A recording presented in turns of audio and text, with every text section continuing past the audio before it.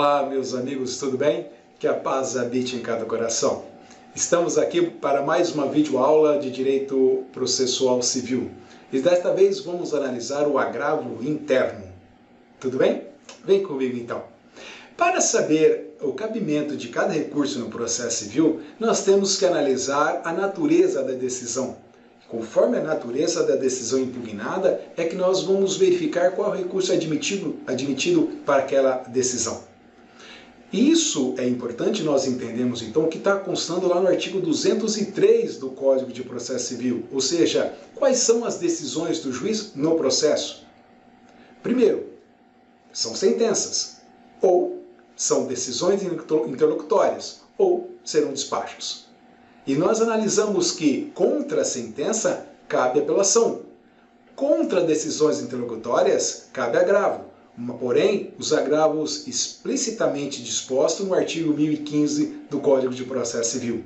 E contra os despachos não cabe recurso nenhum. Nos tribunais nós temos os acórdãos, que nos termos do artigo 204 são as decisões proferidas pelos tribunais. Ou também nós temos as chamadas decisões monocráticas nos tribunais. Contra os acórdãos pode caber eventualmente um recurso ordinário, constitucional, ou um recurso especial, ou um recurso extraordinário, ou mesmo embargos de divergência.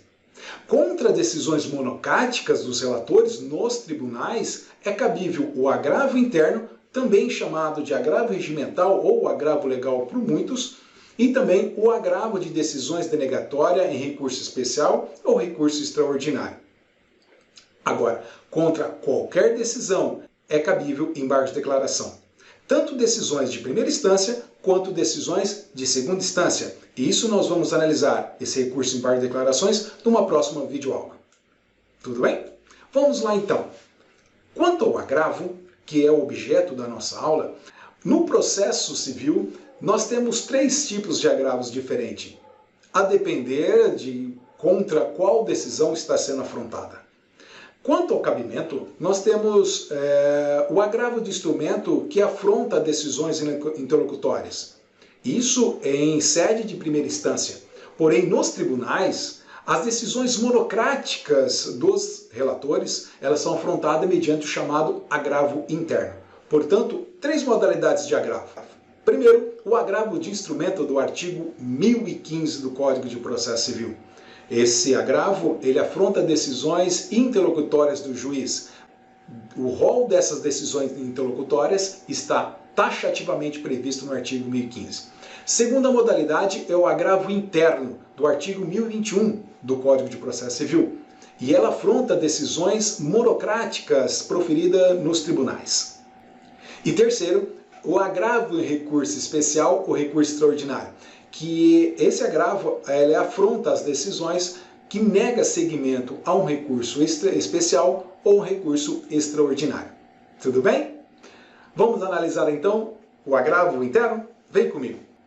No âmbito dos tribunais, a regra é o julgamento colegiado, o qual participam três desembargadores, ou seja, um relator, o primeiro juiz e o segundo juiz.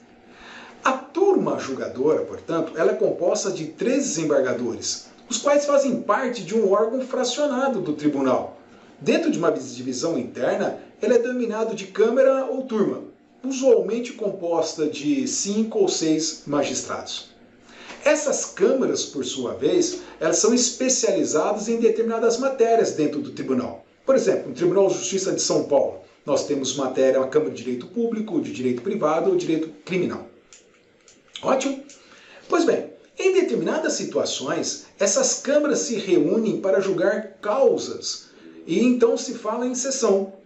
Por fim, é possível que haja a reunião de sessões, que há um julgamento aí que se chama de pleno no tribunal. A regra seria o julgamento do órgão colegiado. É isso que eu estou querendo dizer para vocês. Contudo, atualmente são verificadas diversas decisões proferidas pelo relator do processo. Em síntese, cabe ao relator julgar, de forma monocrática, o recurso que tiver uma falha processual muito grave, ou seja, ele vai analisar os pressupostos processuais de admissibilidade do recurso, mas ele também pode analisar o mérito, quando essa matéria já tiver sido pacificada. Isso é uma resposta contra aqueles recursos protelatórios. Dizem que é.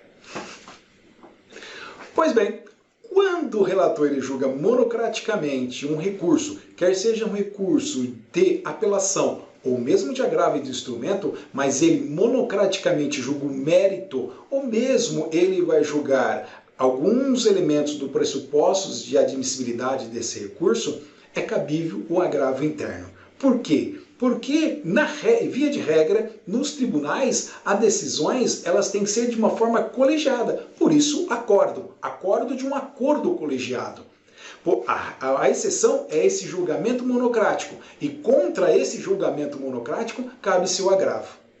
Olha que fala o artigo 1021 do Código de Processo Civil.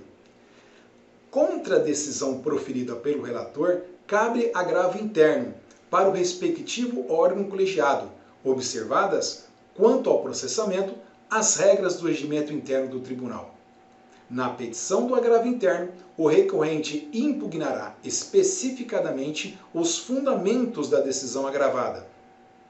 O agravo será dirigido ao relator, que intimará o agravado para manifestar-se sobre o recurso no prazo de 15 dias, ao final do qual, não havendo retratação, o relator levá-lo-á a julgamento pelo órgão colegiado, com inclusão em pauta.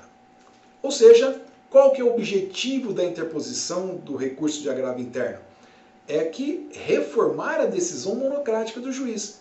Ou seja, com que ele profira uma nova decisão ou permanecendo essa decisão, que ao menos ele leve esse processo para ser julgado no órgão colegiado e que de lá seja proferido um acordo. Ou seja, submeter essa matéria aos outros juízes componentes dessa sessão, ou dessa turma, ou dessa Câmara. O prazo será de 15 dias a partir da publicação da decisão monocrática. Professor, precisa de preparo? Depende. Vamos ter que analisar o regimento interno. Normalmente não, mas pode haver regimento interno que exija o preparo para o recurso.